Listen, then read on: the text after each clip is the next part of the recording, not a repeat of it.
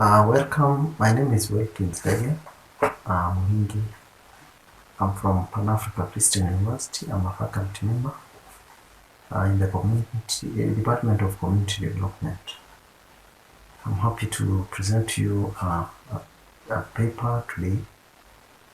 I'm presenting on the area of child protection. I'm narrowing down to internet access and child rights. I will look at the pros and the cons.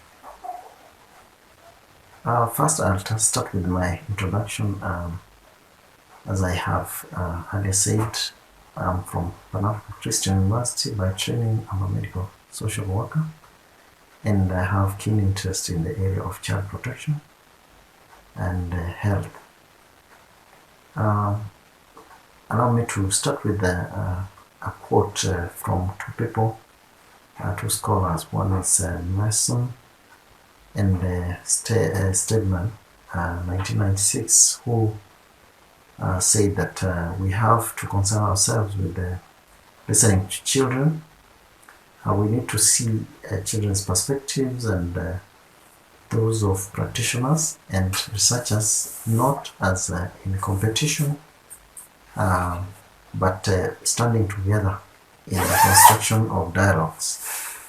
All this is done in a mutual respect and active participation in the negotiation and co-construction of meaning. And they continue to say that listening to children and encouraging participation in research, evaluation, and decision making and planning is important for many reasons. One of which is empowering children as learners and also enabling them to make choices as well as expressing their ideas and opinions to develop a positive sense of self. To introduce this study is that it's important to note that as time change, in the time we are living, more and more children are relying on digital tools, platforms, and services to learn, to participate, and play, and even innovate and work, or even socialize. The internet access among children, of course, is also believed or argued to potentially affect a range of skills. These skills include academic achievement and cognitive skills. However, internet access may diminish the learning of children, and especially those who spend more time on activities that are not conducive to developing academic skills. Internet access may also affect cognitive skills. This is by exposing children to online activities, and it sometimes alters cognitive processes. There studies reveal that there are rising numbers of child rights related problems when we look at matters to do with the internet, either access or use. So the aim of this study basically was to examine rights related problems among children in the digital age, focusing specifically on the rights issues when it comes to restrictions that are placed on children's freedom of information and surveillance of children's online privacy by various anxious stakeholders. Methodologically, this was a narrative review in design, and it adopted internet sources, specifically using general and specific engines to get data and to sort out articles that informed the entire study. Going to the results, I'll look at first the pros, where I look at the benefits of the internet among children. First of all, we look at promotion of human development. Generally, it's important, as we see the internet, as it develops cognitive skills of children, it does promote human development. Again, it helps in closing the gaps when it comes to access to information, in the sense that information that is online, children are able to access information easily. They spend the internet speeds up service delivery. It also supports educational and health outcomes. Again, it creates new entrepreneurial opportunities.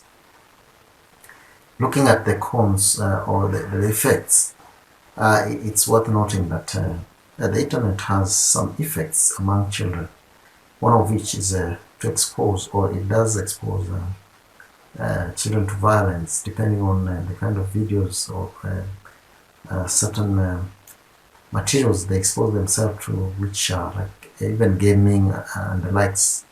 Access to inappropriate content is also associated with internet exposure. The kind of content, if it is not well censored, it affects, or children find themselves exposed to content that may be not appropriate to their age.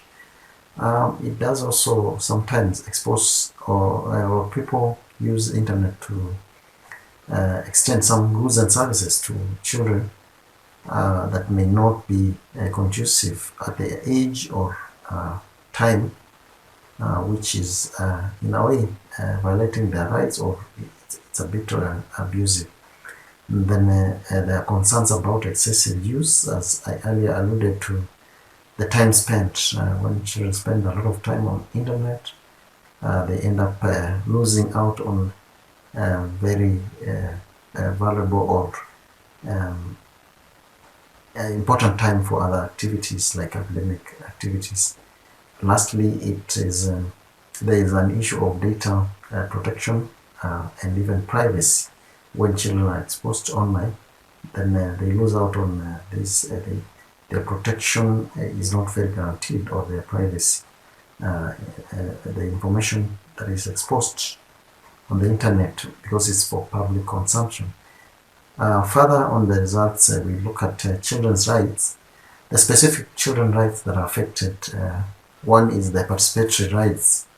Of course, if children are not allowed on the internet, then they are missing out on participation, because they are not exposed to information that may enable them to participate. Development, as we have said, cognitive development and so on, academic matters. So the development rights are violated or denied. Protection rights, again, because when they are accessing harmful data or information. And then lastly is on the survival rights. And looking at some of the conventions that exist, and maybe policies and laws, the main one being United Nations Convention on the Rights of the Child, we find that it codifies, you look at Article 12, it codifies children's rights to express their views and participate in the decision-making process that will impact their lives. Again, in the same convention, Article 17 upholds upholds access to information than traditional ones. And then, of course, there are children. It's still researchers show that there are children in many places of the world that are not exposed to internet, and many other children who access resources may not benefit from it because of the language. They access it in the language that they don't speak, according to Livingstone and O'Neill 2014. So to conclude is that the internet is good as well as bad, because it exposes children to harmful it hurts children or it harms them, and it's good because it facilitates development, growth, and access to information. But of course, there is a dilemma to whether we should allow them to access internet or not. So it's recommended all stakeholders need to understand digital media through children's eyes. Thank you very much for listening to this presentation.